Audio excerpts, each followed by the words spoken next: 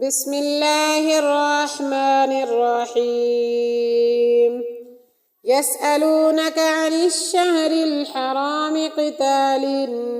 فيه قل قتال فيه كبير وصد عن سبيل الله وكفر به والمسجد الحرام وإخراج أهله منه أكبر عند الله والفتنة أكبر من القتل ولا يزالون يقاتلونكم حتى يردوكم عن دينكم إن استطاعوا ومن يرتدد منكم عن دينه فيمت وهو كافر فأولئك حبطت أعمالهم في الدنيا والآخرة وأولئك أصحاب النار هم فيها خالدون إن الذين آمنوا والذين هاجروا وجاهدوا في سبيل الله أولئك يرجون رحمة الله والله غفور رحيم يسألونك عن الخمر والميسر قل فيهما إثم كبير ومنافع للناس وإثمهما أكبر من نفعهما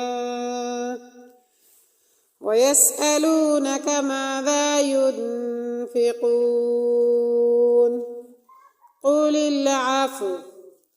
كذلك يبين الله لكم الآيات لعلكم تتفكرون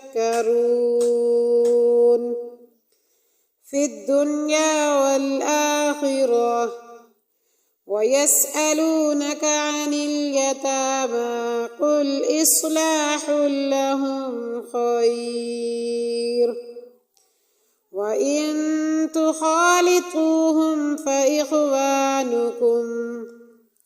والله يعلم المفسد من المصلح ولو شاء الله لأعنتكم إن الله عزيز حكيم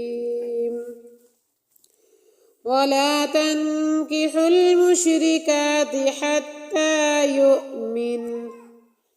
ولأمة مؤمنة خير من مشركة ولو أعجبتكم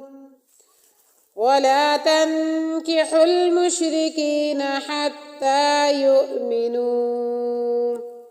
ولعبد مؤمن خير من مشرك ولو أعجبكم